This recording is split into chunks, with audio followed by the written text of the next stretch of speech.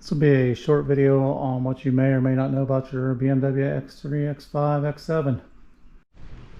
Alright, so this short video I'm going to show you how to remove the shade or the trunk block, whatever you want to call it. It's basically when your hatch is closed, people can't see what you've got in the back of your vehicle. Sometimes it just gets in the way. If you put the seats down, like I've got the seats down there, if you're trying to get this out of the way, it's locked in place. There's no obvious buttons anywhere. It's not really the easiest thing in the world to see. It's like a picture of the book and stuff on here. Not really a quick and easy way to figure out how to get this out of here. If you look over here on the right hand side, looking in the vehicle, there's actually a little button by this vent. If you push down on that button, it releases the shade, and basically you pull it out towards you and the shade comes down out of there. So that's how you remove the shade on that. To put it back in, I'll try to do this one-handed. Same thing, I'm going to put the left side in first, right side push forward, you hear a little click, and it's back installed. Shade comes back, blocks everything you need. You'll notice these little black bars. If you take that bar and push down on it, this actually flips over, makes a little rack or a little hanger. So you can hang your purse on there.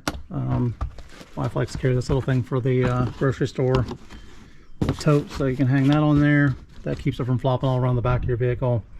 Again, you can hang your little purse on there. You can't really hang clothes on there because it's, of course, way too short. But it makes a nice little travel hook. Grocery bags, you could hook grocery bags on there. Pretty much anything you want to hook on there.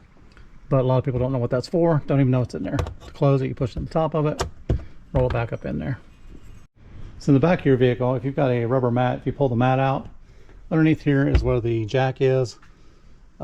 Basically, if you lift this up, you also notice there's a nice little storage compartment there that gives you some extra storage space. So you can actually put, like I said, I've got in here a air compressor, road flares, there's jumper cables in there. You can put a first aid kit in there. Basically anything you want to store underneath there, less likely for people to ever find and figure out what's in your vehicle if they did get in it for some reason.